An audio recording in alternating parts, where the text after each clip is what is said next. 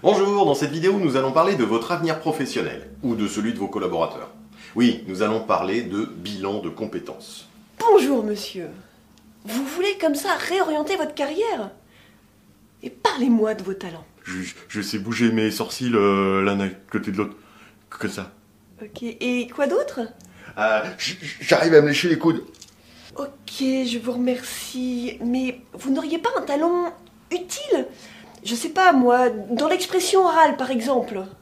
Ah si, je sais réciter l'alphabet en rotant. Je vous montre? Sans façon, merci. En France, on passe 18% de notre temps éveillé au travail. Ça mérite quand même de mettre un neurone sur le choix de l'activité professionnelle.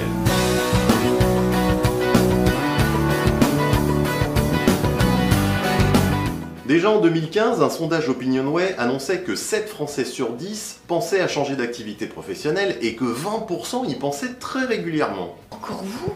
Ouais, parce que j'ai bien réfléchi, je suis fait pour être champion de tennis en fait. Mais vous avez quel âge? Ouais, 50 ans, mais un rêve ça n'a pas d'âge. Et vous n'avez pas de problème d'articulation? Ah, vous avez raison. Je vais faire gymnaste plutôt.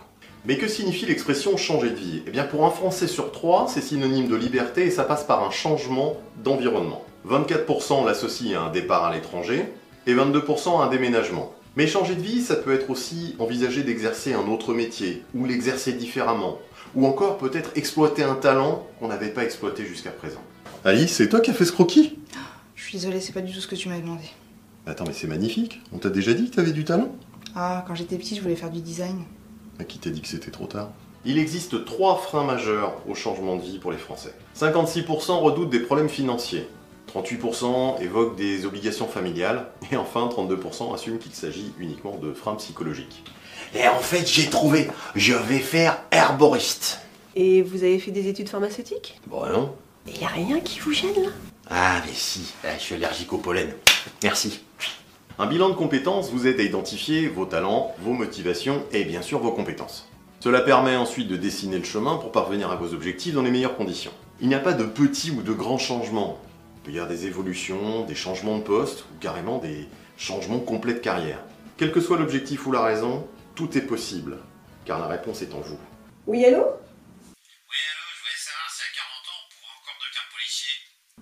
Mais vous avez une expérience judiciaire? Oh bah ouais, j'ai vu l'intégrale des experts à Miami, alors.